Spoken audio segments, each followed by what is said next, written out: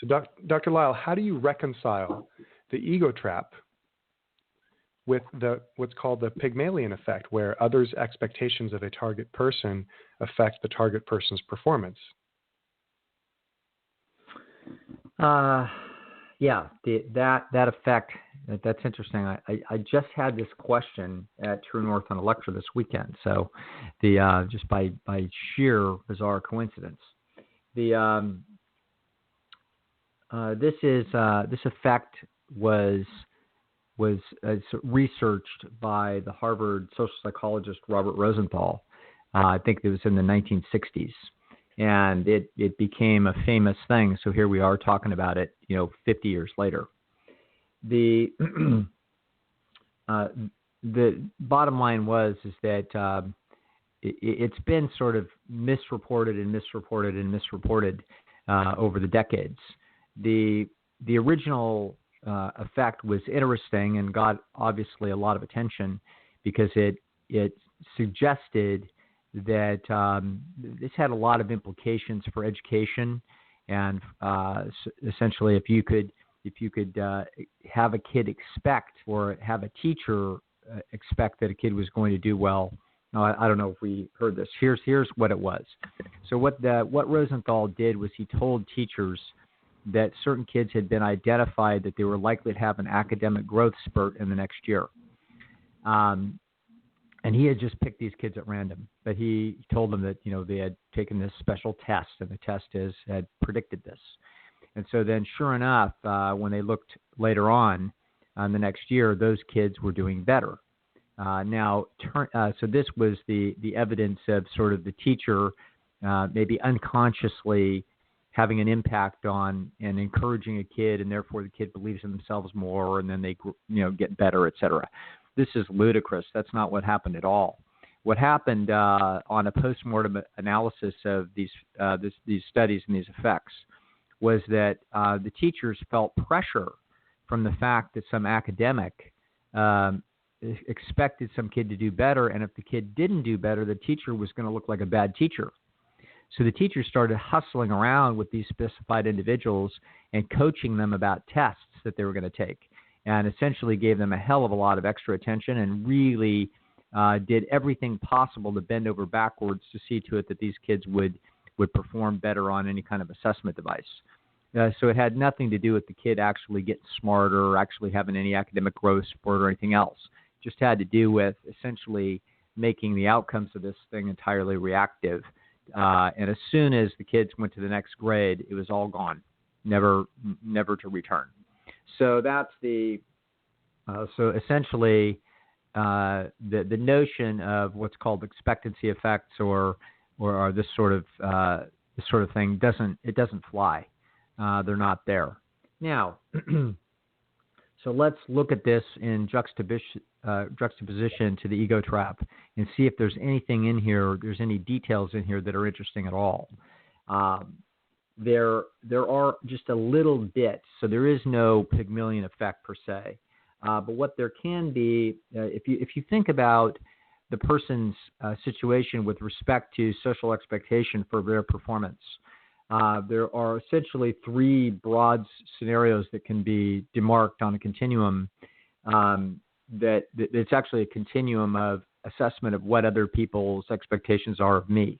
Number one, I can think that the expectations are too low, at which point I'm insulted and I'm highly motivated to demonstrate that they're wrong, that they're not giving me enough credit. So if they think that I can't do X, then I'm highly motivated to do X. Now, one could argue that if I get feedback that you can't do X, that it may lower my self-efficacy or my estimation about whether or not I can do X, and therefore it might undermine my motivation. That is also true. Okay, so it isn't. So there's essentially two factors here that feedback from others can influence a person's personal assessment of whether or not that they can do something, and whether their assessment of whether or not they can do something is going to be what we might call their self-confidence, or actually it's what we technically call their perceived self-efficacy or their perceived probability of success. And that perceived probability of success is the result of essentially three factors make up the vast majority of the variance associated with a person's confidence or their perceived self-efficacy. Just to be very technical, the perceived self-efficacy is the calculation that the mind goes through as it runs a probability assessment on the likelihood of success. Confidence is the emotional result of the self-efficacy computation. In the same way that whether you calculate whether you've been treated fairly or unfairly is the computation, and then anger is the result of an emotional response. So just to keep in mind that these are essentially two different facets of the same phenomenon. We could just call it confidence, but I get, in with respect to Albert Bandura, who spent a large part of his career detailing out how this works. We want to be precise if we're a psychologist talking about this. So really, we're talking about perceived self-efficacy. So, or your perceived probability of success. So our perceived self-efficacy is going to be the result of the three primary factors are going to be your own personal history with respect to the endeavor. So if you're really good at math, and this is just another math test in a long line of tests in your calculus class, and we're into the semester, and you've been taking all the quizzes in the book, and we're now on a new part of the thing, you have very high confidence. Your high perceived probability of success as you walk into the next test. No problem. Okay, so why is that? You don't care what anybody tells you. You already know because you personally have already done something extremely similar. So this is your personal estimation based on your own personal experience. This is the most powerful influence on your perceived probability of success or your self-confidence. Now, a second line of evidence is what do knowledgeable people think?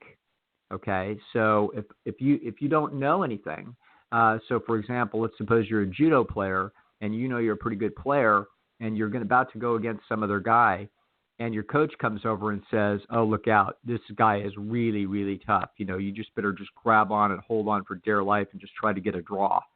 Okay, well now your coach knows more than you do, and you assume that he's got information now that you don't have, and so therefore that's going to influence your perceived self-efficacy with respect to this match. So this is another line of evidence. The third line of evidence is going to be how relevant others or comparative others have done. So the coach tells you this, but your friend, who's about your size and strength and is in your same little pool, the last round went out there and just threw this guy without any problem. And it's like, your friend is about equal to you. So you're like, you know what? I don't really think I need to be terrified the way the coach is saying. So your mind basically uses these three lines of evidence: your personal experience, the experiences that you observe in relevant others, and the opinions of knowledgeable others. Those are the three lines of evidence that the mind uses to compute its perceived probability of success, which then generates a certain degree of confidence. Now, so the expectancy effects could potentially influence. This would be knowledgeable others expecting that you could do something, and therefore that could raise your perceived self-efficacy, which could then raise your estimation that the cost of effort is worth the benefit because you're likely to succeed. So this is the notion that sort of straightforward linear psychology looks at, but it's forgetting that the potential increase in perceived probability of success can be easily dwarfed by the ego trap, easily. So the ego trap is when we believe that other people have overestimated our likelihood of success. So there's three possible demarcations along this continuum: that they have underestimated us, so we believe that they are not giving us enough credit, and now we're excited about going out in that match because we think we're going to beat that guy, and our coach doesn't think so, and he's going to be in for a big surprise. So we're excited about it. Now, the other thing would be when we think other people are about right. So they think we can do X, and we pretty much think we can do X. So there's no particular influence there of the social influence of other people because it's not at variance with what it is that we think ourselves. And so therefore, there's not a lot of motivational addition or subtraction to that endeavor. We'll either do it because of the overall cost benefit or we won't. But it won't be being influenced by outside inputs. The third possibility is that they've given us too much credit. And if they've given us more credit than we believe we think we deserve, then this puts us in a position where we don't think we're going to live up to expectations, and that's the ego trap.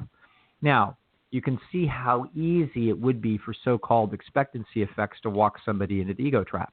Like, hey, Jimmy, you're going to start to do really well in math. You're really smart, and this test shows there's going to be a growth spurt. Really? Like, we think that that's going to cause this kid's self-efficacy to increase and therefore work harder and then have more success?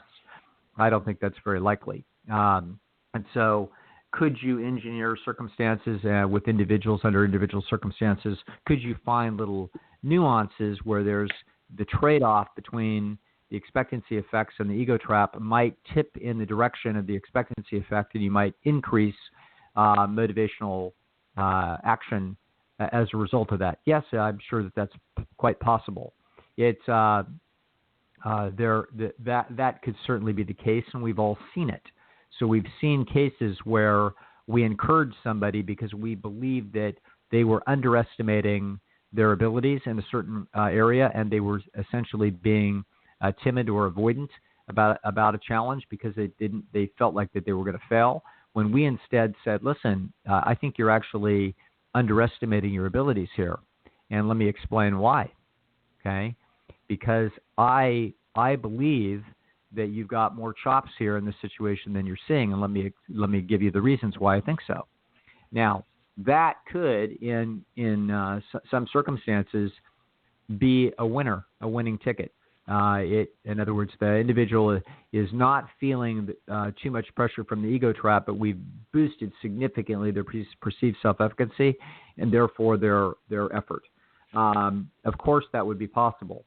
But to think that these two things are not essentially diametrically opposed would be naive, because they are. And so in any event, this is a very good question about how it is that these would be related. And in my clinical experience, it's clear that the most dangerous thing that I can do is to walk people into the ego trap. I can see it immediately when it's happened. They immediately get timid and defensive, even though they seem to be being, in other words, I've been trying to reassure them, and it is potentially flattering that I have a higher opinion of their abilities and likelihood of success than they do themselves. So it's not entirely unpleasant to hear it, i.e. they are in fact receiving esteem, but it is now putting them under pressure of the challenge, and they're likely to lose it, and they're not at all sure that they feel like I've overestimated it. So whenever I do that, I immediately walk that back and put an ink cloud over the whole dynamic, and then slowly move our way towards a expectation that isn't too far above what they think they might be capable of. So, yeah, that's the story. So the big story of the question there is there big expectancy effects a la the Rosenthal effect or the Pygmalion effect? And the answer is no.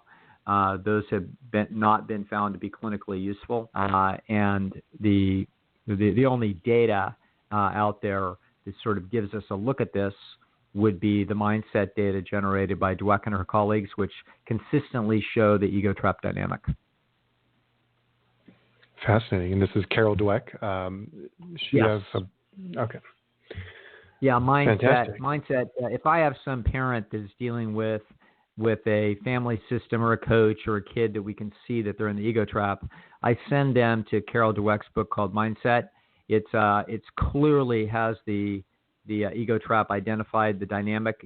Her analysis she doesn't understand what's actually happening, but she identifies the pattern perfectly, and her research always comes up with the ego trap effect. In other words, if we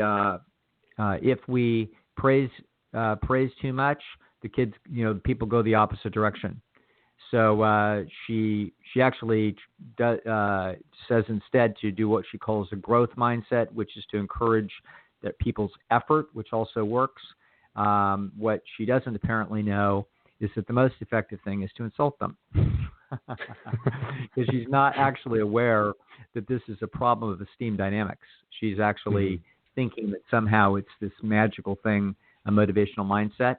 Motivational mindset is a derivative of the esteem dynamic processes that are happening as a result of the esteem signals that are being inferred coming from outside parties or from an internal audience.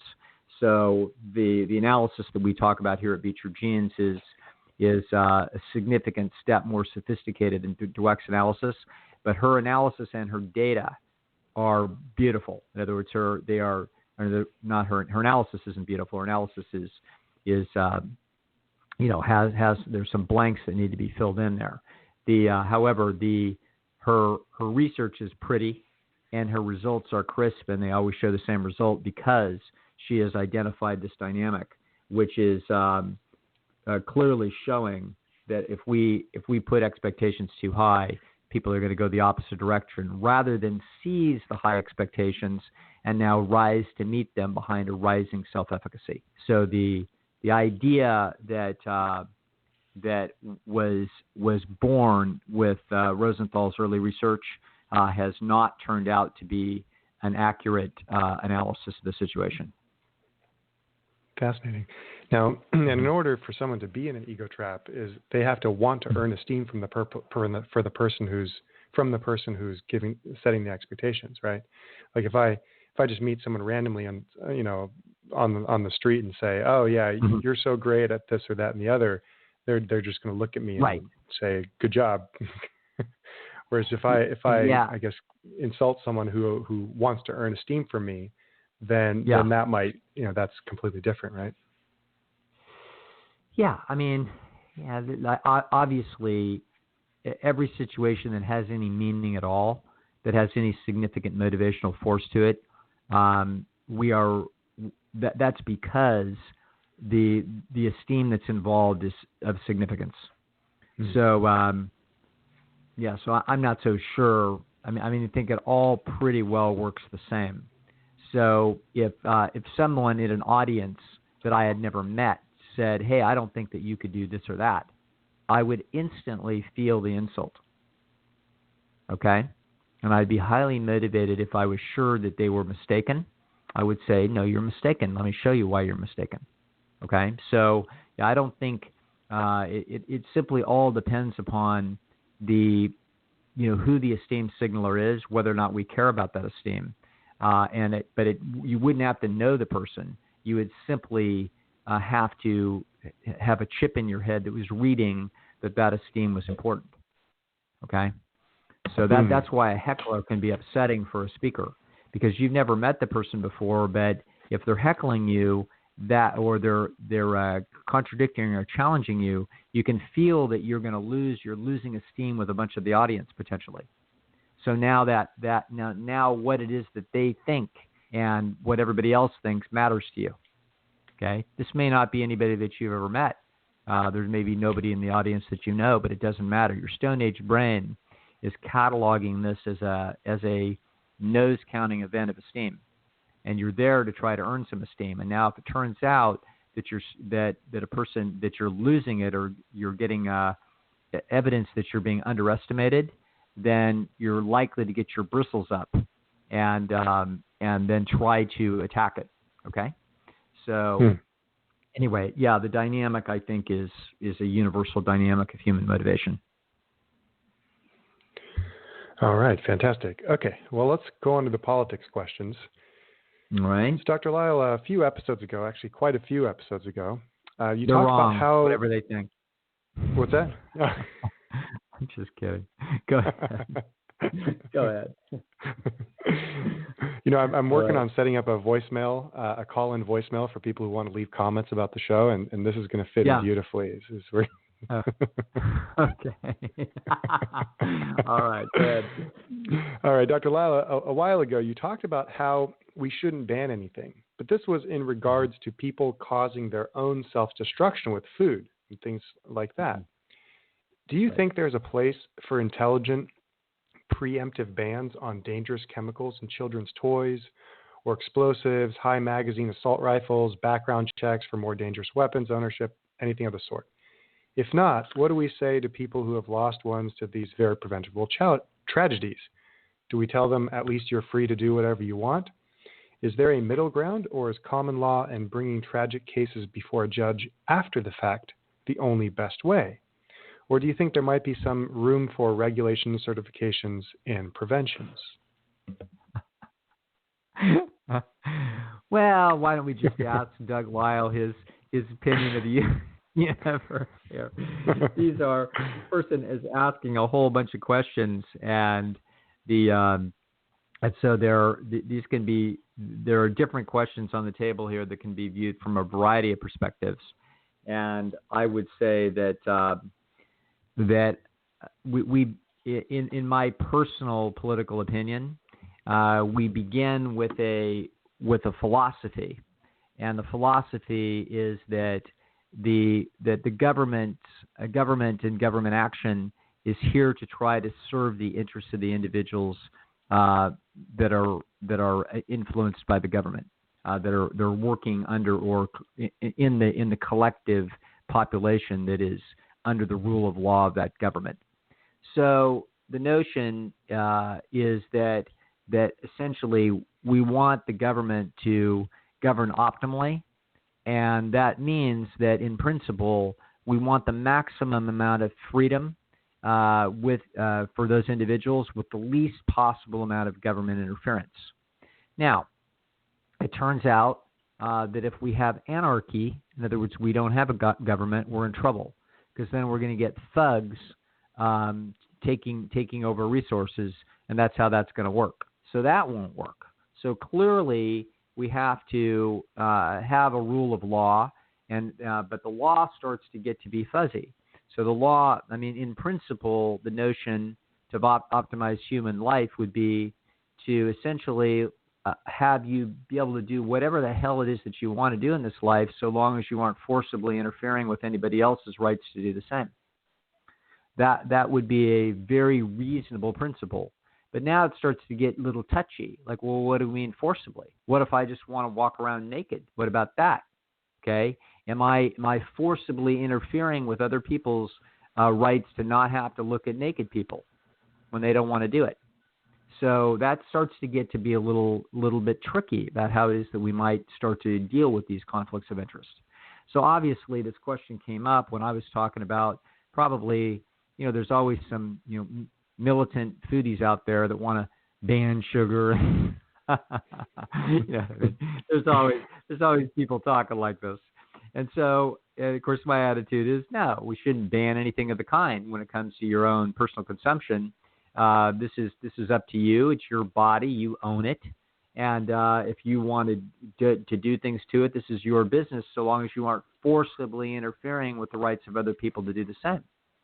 So, for example, it should be illegal to drive a car on the road under the influence of alcohol or drugs, or to drive effectively erratically because you're so short of sleep or whatever else the problem is. So if you've got a seizure disorder, so you're putting other people at significant risk. So just because you want to drive under the influence and it's inconvenient for you to call an Uber or have to pick up your car the next day, too bad. Okay, you are forcibly interfering with my right to have a reasonably safe highway. And so this is where, of course, there's always going to be these questions.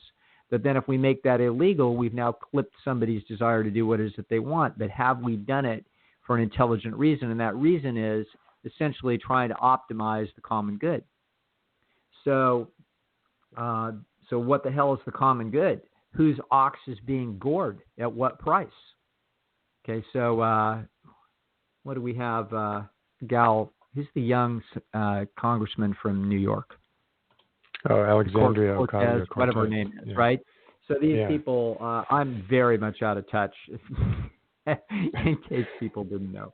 But the point is, I read something recently about how she was going to want to finance some things in government by maximally taxing wealthy people. Well, that's, Robin Hood, communistic thinking all the way down, without understanding that this is not how you would organize an optimal society. Optimal society is you get to keep what you earn, except what we need for government functions. Okay, and if we start to tax the daylights out of people, we're going to disincentivize all kinds of creativity and responsibility. Okay, so some people haven't actually ever been in like a business partnership where it turns out that you kind of feel like you're working a little harder than the other guy and he's not kind of working as hard as you are, so you're kind of pissed off because you're dividing it 50-50. Yeah. Okay. So the young congressman apparently congresswoman hasn't had a few little basic experiences to help her understand that sometimes if you have one lazy kid and one kid that works hard, you kind of want to give the one that works hard the allowance and tell the lazy one they don't get anything until the lawn gets mowed. Okay, now when it comes to banning things, drugs, if you ban heroin because there's heroin deaths, then what's going to happen is that you absolutely make for certain that there's going to be an underworld with all kinds of unenforceable contracts because these people are not operating under the rule of law. They're thugs. So you have anarchy. Okay? And so you just made certain that there's going to be all kinds of tragedies as a result of this. Now, you might say, well, what about my 16-year-old kid that died of a heroin overdose? Isn't that a tragedy? Yes, it is. But so are the people that got shot in the crossfire of a gang war for drugs. Okay, so this is once again the appropriate thing is to step back and say, wait a second. Let's try to figure out why we would want to ban anything. What is the common good here? What is the price that we pay as we have government starting to take over and illegalize human activities where we're really, for what reason? So now, how would I look at these questions? Well, you would start with a philosophy that you would be very, very careful and under great consideration would you allow government to have any additional power. Okay, because the whole idea is, listen, I want to be as free as possible to do whatever the hell I want so long as I'm not forcibly interfering on anybody else's right to do the same. If I take heroin, I'm not forcibly interfering on anybody else's rights to do anything. So I find it a bizarre concept that would be illegal. Now you start saying, well, now wait a second. What if heroin pushers start pushing it on little kids? Really? Okay. Now you start. First of all, if it's not legal, if it's legal, then it's not going to be particularly costly, and there aren't going to be drug dealers because you could get it at the store. Okay. So now the question is, should it be at the store? Well, maybe not. Okay. And so now maybe there's an issue where you might want to use government to warn people and so on and so forth. And now this is where we start to wonder whether or not I should have a warning on my product and you don't have a warning on yours. This gets down to the fact that when we get to some of these conflicts, ultimately they are empirical questions. So we have to make what we consider to be the most reasonable trade-off decisions. And then from there, we can actually run very subtle experiments in principle. And we can look at other populations in other areas of the globe where they've done things differently and see what the outcomes are and see whether or not those outcomes look like they serve the common good. Okay? Even if they do and they appear to, that doesn't mean that we'll necessarily work with our population because our population may be culturally and genetically different than somebody else's population, and what works over there might not work here. So that means that these are ultimately empirical questions. So data, not principle, will sometimes have to drive the solution. Now, this discussion is all about how many angels dance on the head of a pin, because this is not how these things will ever get decided anyway. These are get decided through political grandstanding and all kinds of basically let's talk to the 100 IQ of the population and convince them of our position, that we're a good guy that believes in the thing that they believe in, etc. Okay, I could remember a cousin who is very highly intelligent cousin that was all for banning of drugs and big time DEA and all this kind of stuff, and I just looked at her like, oh my God, you have no idea what you're talking about. You got 140 IQ, and it's not being invoked because you haven't thought through the consequences of what it is that you're saying. So you have forgotten what happened in Al Capone, Chicago, apparently. Okay, so you have forgotten, all of what goes on with all the drug wars. So this is, but what we had was a very visceral reaction. She had a young daughter, and the idea of any drug being illegal within the United States borders just freaked her out and made her all upset. Okay?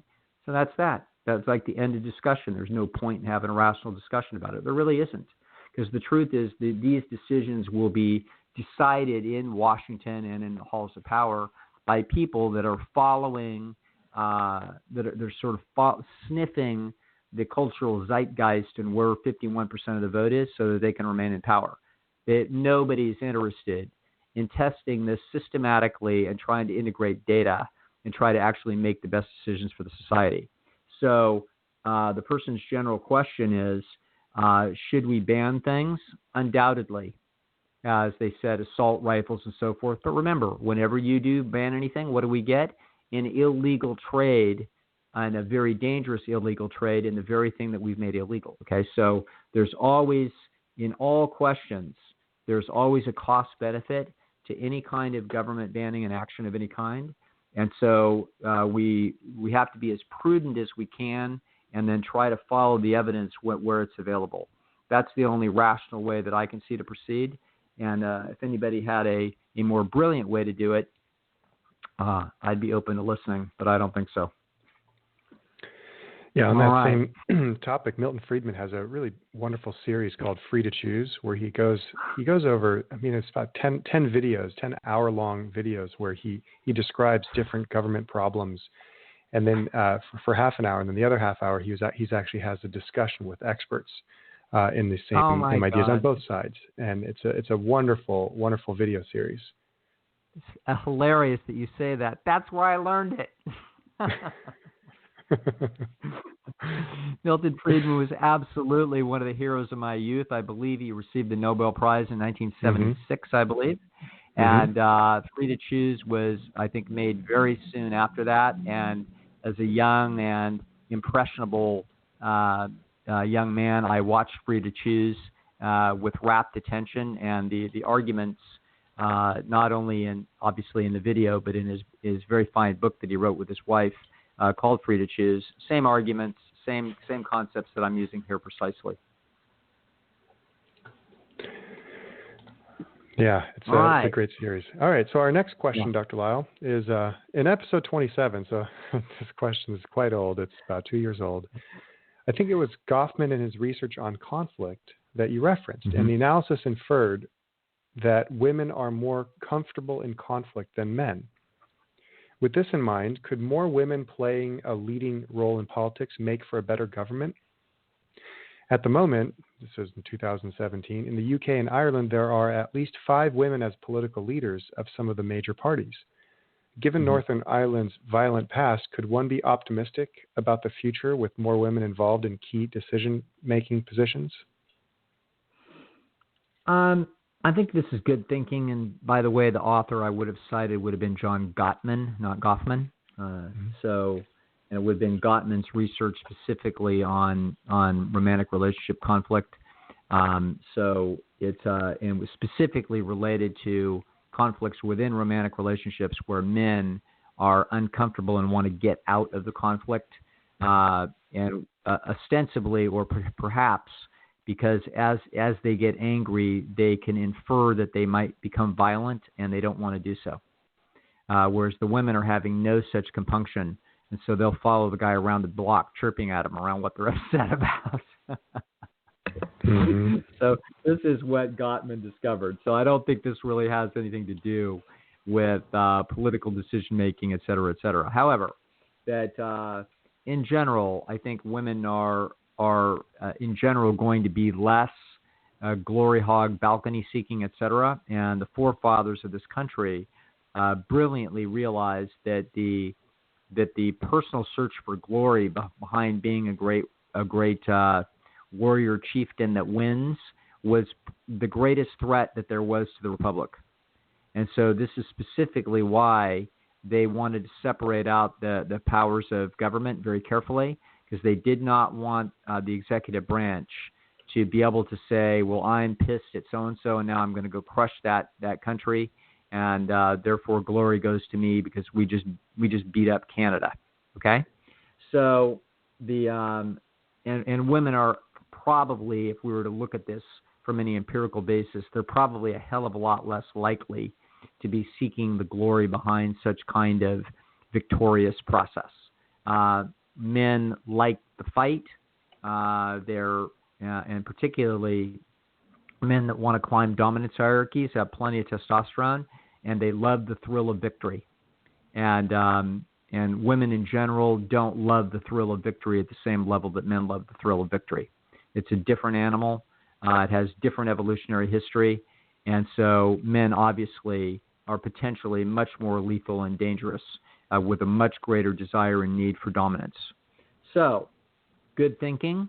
So I think it's a fine thing that more and more women get involved with politics, because it probably in general is sort of acts as one more check and balance on the system, and sort of lowers down a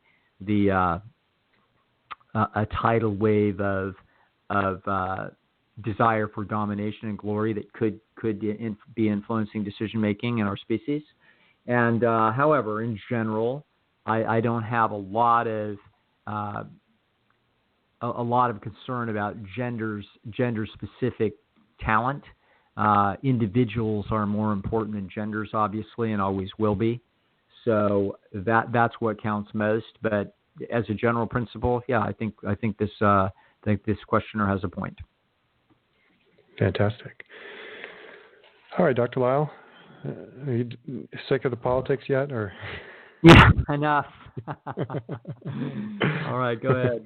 Just kidding. Okay. All right, our next question, Dr. Lisle. I'm having a personality conflict with a business partner, and I'm just trying to figure out what the best way to deal with this is. Every time I try to talk with her and have a conversation with her about business or life in general, she always has a contradicting opinion that she makes known or acts as if she's trying to teach me something. This gets very frustrating because it makes me feel like she thinks she knows better all the time and that I'm the ignorant one. I'm pretty agreeable, so I back down always and act respectful towards her opinion, but it's definitely not reciprocated. Every now and again I have enough and lash out, which isn't what I want to do, and I always regret it, but it gets so frustrating for me every time it happens.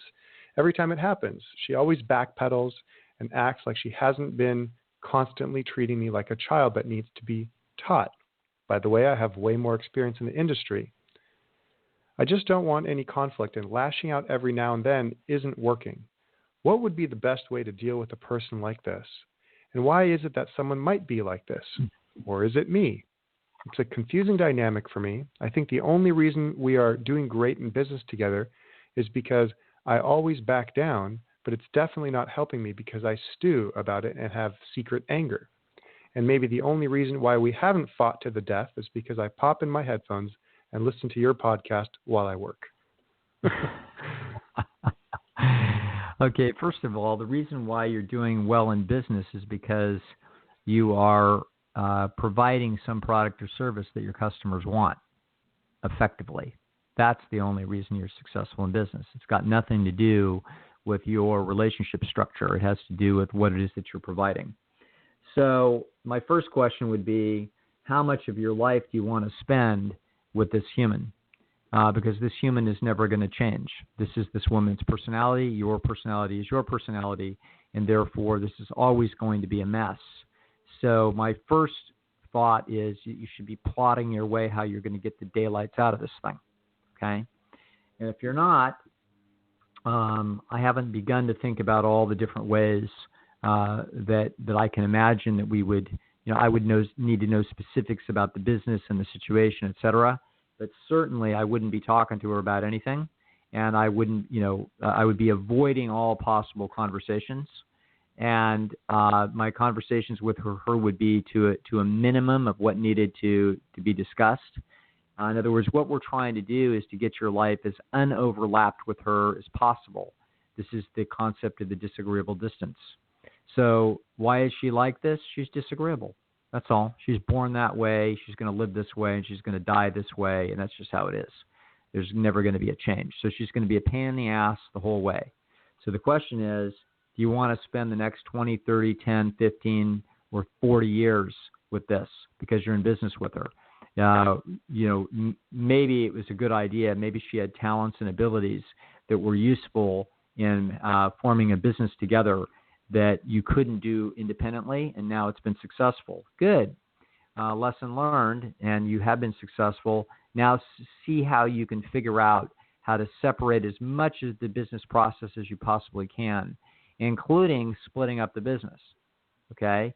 But if you can't do that, if all we're trying to do here is, survive day to day with a disagreeable pain in the ass who's our business partner, then there would certainly be a few things that you might be able to do. I had a client once that would ask me advice.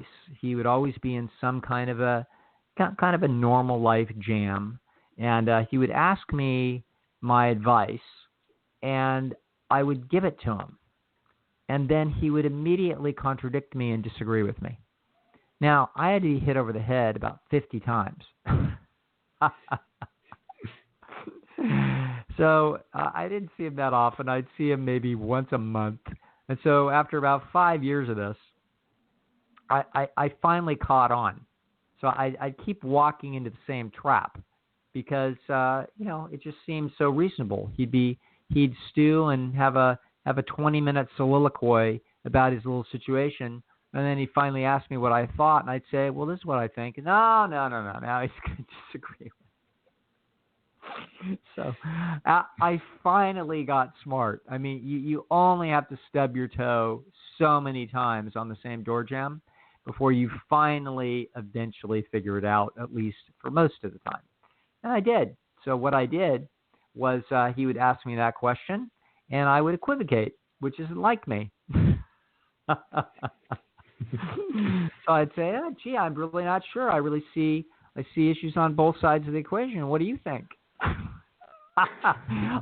I went back to dumbbell shrinkhood 101. Just do it the way all the other shrinks do it. So that's what I did. And it would frustrate him. I'd just sit right there in the middle. And then when he started leaning one way, I'd say, well, you got a point. But I can still see both sides. I just let him frustrate him. And this kept me out of this uncomfortable situation of being, basically, he would have an irritated contradiction when I would give my opinion, and I got tired of it. It was a waste of time.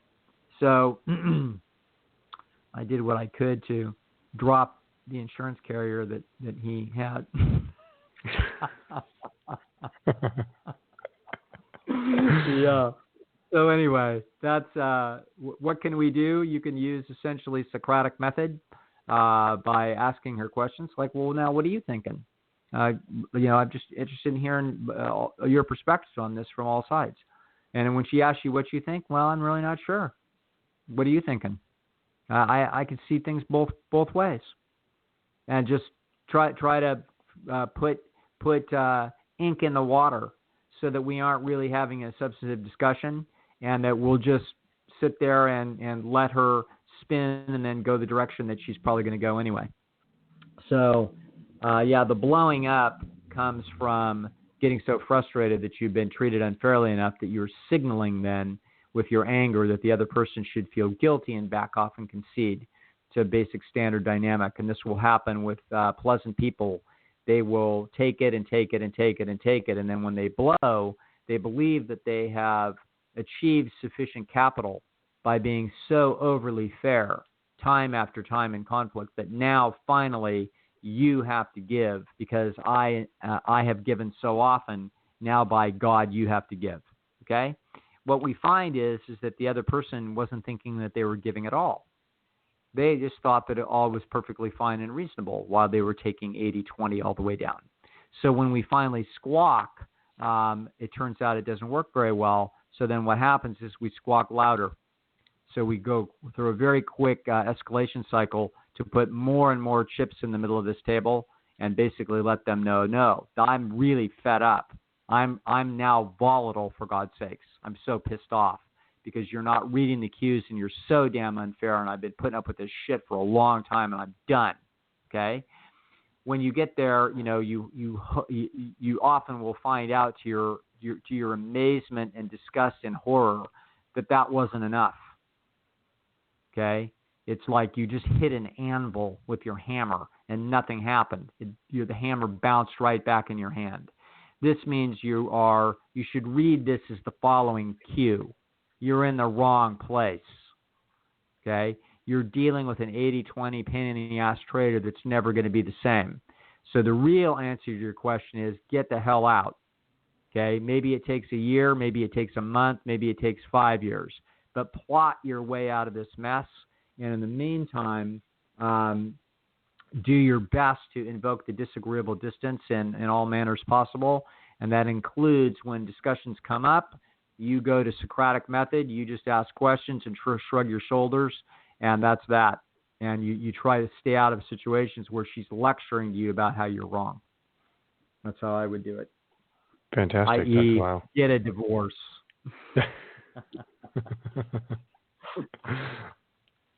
Okay. All right. What else we got? All right. Our last question, we're kind of circling back around from the ego trap question from the very first beginning of the show. And now we're going to deal with a listener who says, Dr. Lisle, my teenage daughter is addicted to fast food. She's stopped eating at home. And at the end of every week, I find several empty pizza boxes, milkshake cups, French fry containers, cupcake boxes, pints of ice cream, etc., or more shoved under her bed or between her mattress and the wall. She's gained 60 pounds in the last 3 years. I worry about her so much. She says she likes the taste of food and she doesn't want to give it up. She says she doesn't care if she gets cancer at a young age. She wants to enjoy her life. Am I just supposed to sit on my hands and wait for her to hit rock bottom in 10 years?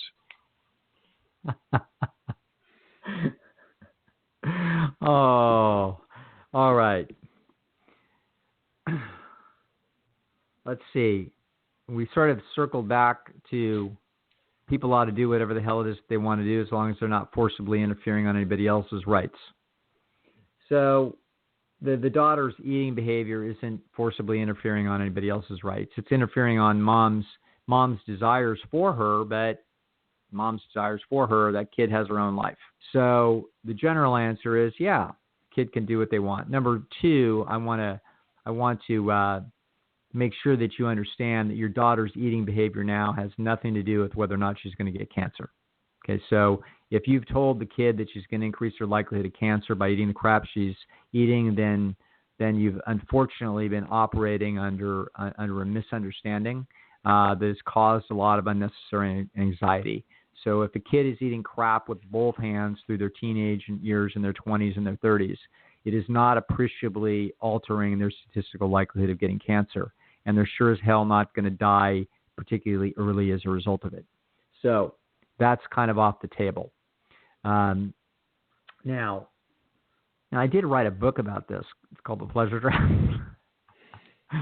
So in it, The Pleasure Trap is an exploration of why this is an unbelievably slippery problem and very, very difficult to essentially deactivate it.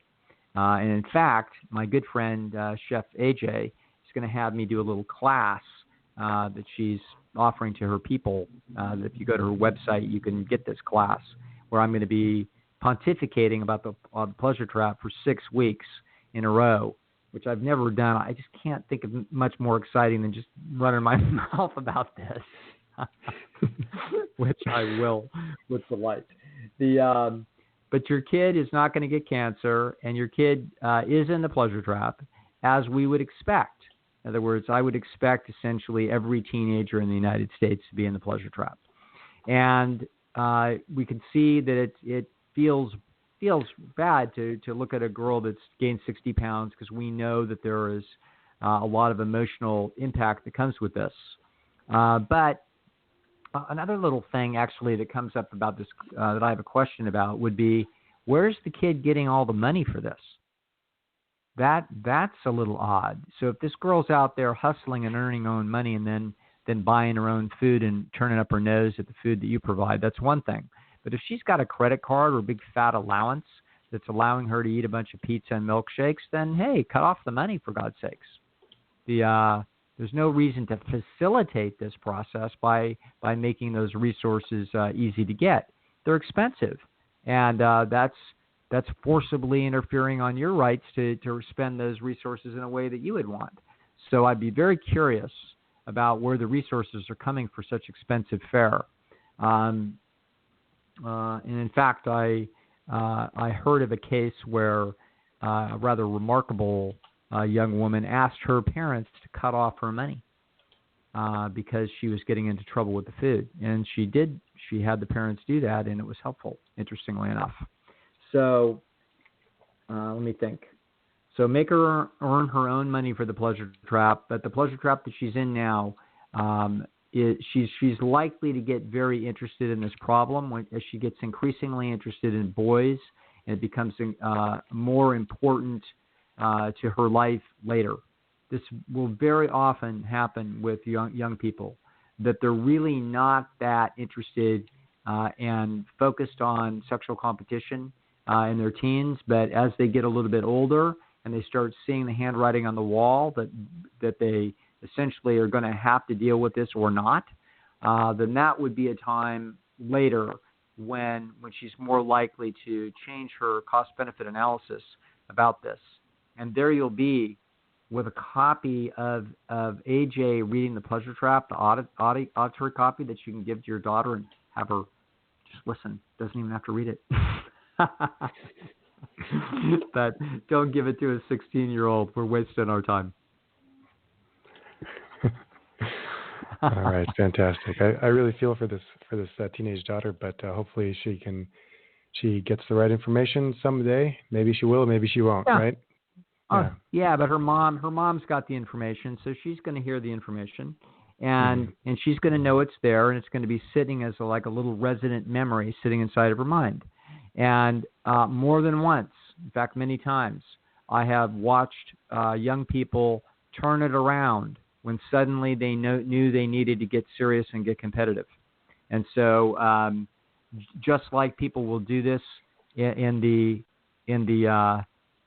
divorce process, we call that the divorce diet. Like suddenly everybody loses 25 pounds miraculously. Okay? Hit the gym, so delete what Facebook, happened? and hire a lawyer, right?